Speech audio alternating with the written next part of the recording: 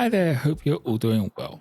For this week I got the next Underworlds warband painted up, these being the Knives of Crone, and for the video I'll be showing Kaerna Vix, the leader of the warband. She was primed in black and I get started with Barbarian Brawn as the base coat for all of these skin.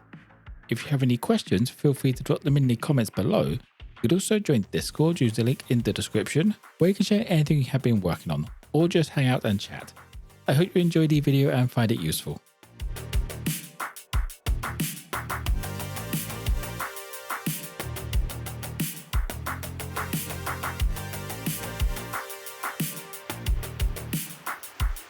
Since the skin is one of the focal points on the mini, I want to take some time getting it done. So I mixed in some Elven skin into that Barbarian Brawn and began going around the majority again. I just leave that darker tone where there will be shadows.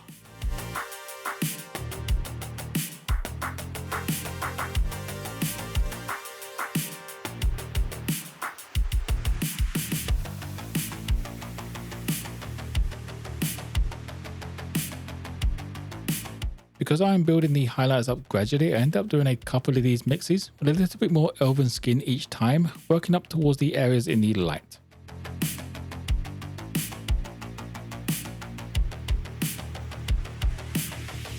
The skin is then finished off with pure Elven skin, just around the buried tops and the sharper features of the face.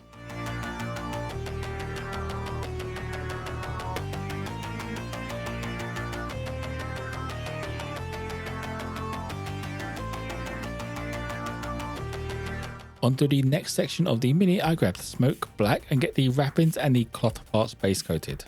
I could have probably used black as the base coat on these parts, but that little variation between the two helps separate the cloth and the leather.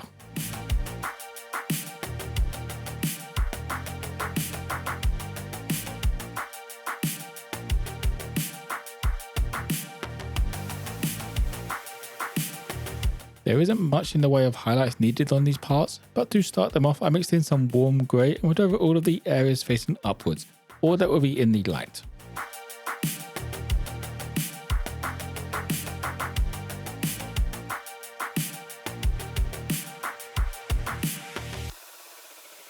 To finish off the cloth parts, I mixed in some more warm grey and gave these an edge highlight. On the larger flat areas, I also added a few scratchy highlights to build up a little bit of texture on these parts, just to make them a little more interesting.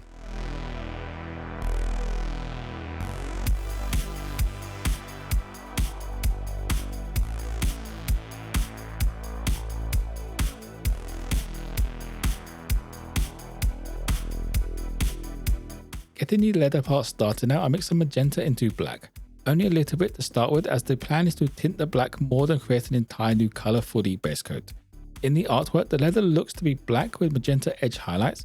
I figured it would make a little bit more sense to have that magenta tint on the black, just to tie our highlights together. Especially since these highlights are going to be more magenta mixed into that black. A lot more this time, as I just want a little darker magenta as opposed to tinted black.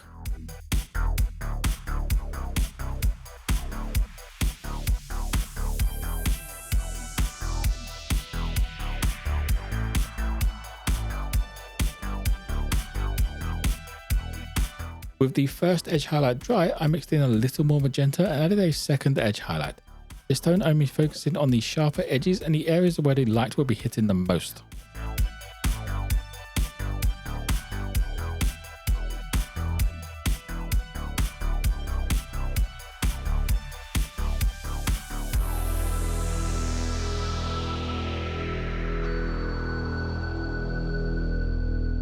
That is the clothing all finished up now. So it's time to get the bright teal hair started off with a base coat of Temple Gate Teal. This part does differ slightly from the artwork, as the box art is more of a pale blue colour. I went with teal however, as I feel it blends a bit better with that magenta and just contrasts that bit more.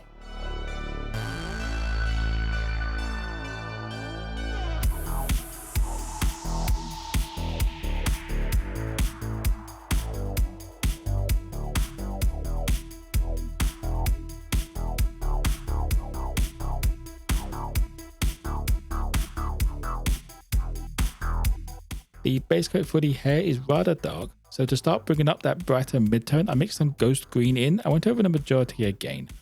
I just leave that darker tone between the strands and in the shadow. For some reason this mix doesn't cover the greatest and ends up taking a couple of coats to get up to a decent opacity. I wasn't too fussed about getting full opacity as it's a hair and some variation that adds to that texture.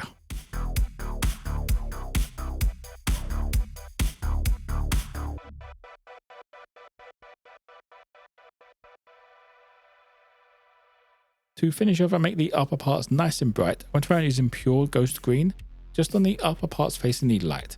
As with the last step, this doesn't cover perfectly, but just adds some more texture in.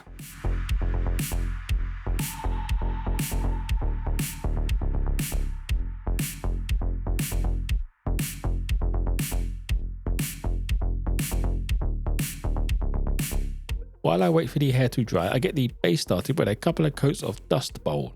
For the sandy looking temple base these minis have, I'm going to leave the rim this colour as well instead of black. Mostly because the back of the base is pretty tall and painting it black will look a little bit weird from behind.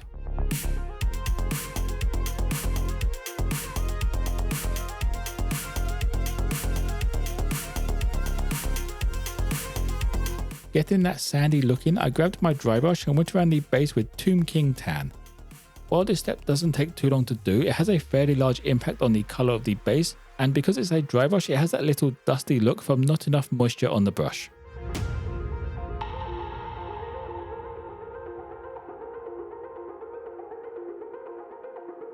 To finish off the base, I could have used the dry brush again, but instead I went with Skeleton Legion and brought up all of the edges and the cracks on the stone, along with the bones on the bottom of the steps.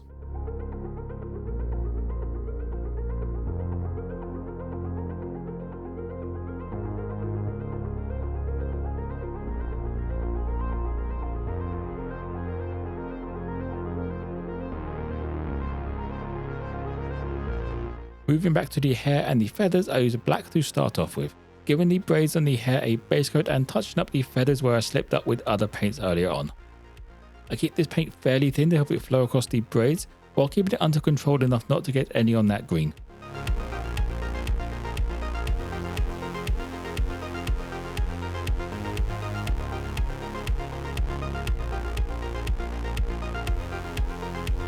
To keep the black in line with the green hair, the first of the highlights is some ghost green mixed in, just across the bulk of the edges.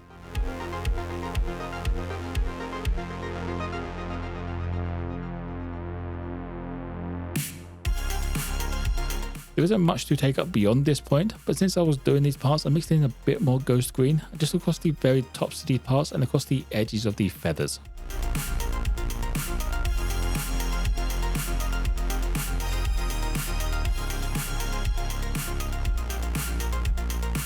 With the feathers all done, that just leaves the metal parts to get coloured in.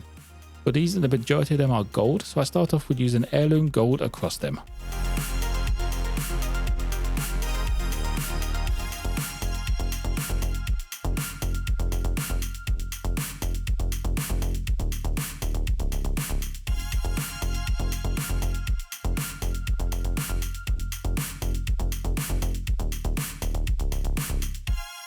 The remaining metal parts get a quick once over with Surcoat Silver. This doesn't take long, it's only a couple of bits that are actually silver, it's just the blade and a little pendant on her waist.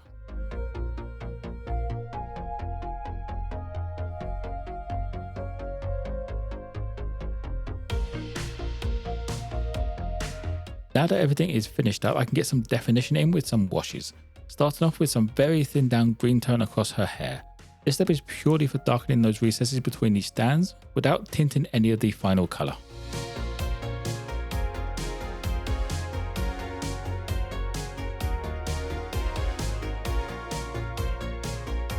Washing the silver and the cloth parts, I use a thin down dark tone, not as thin as the green, but enough that it only stains slightly and blends the colours a little bit smoother.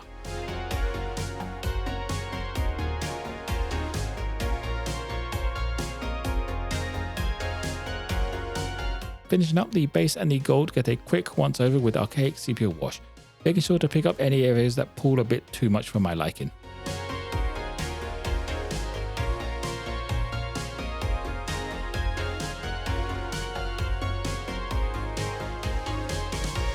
And that brings her to an end. I was expecting her to take a lot longer to get painted up because Games Workshop love their little extra details just for the sake of it. On this model, however, there is the perfect amount of detail. It keeps it interesting without being cluttered. If you have any questions, feel free to drop them in the comments below. You can also join Discord using the link in the description, where you can share anything you have been hobbying on, or just hang out and chat. For those of you who want to pick up your own warband or just some painting supplies, there are a couple of affiliate links in the description below. I hope you enjoyed the video and found it useful. If you did, don't forget to drop a like and subscribe for more content. Most importantly though, be kind to each other.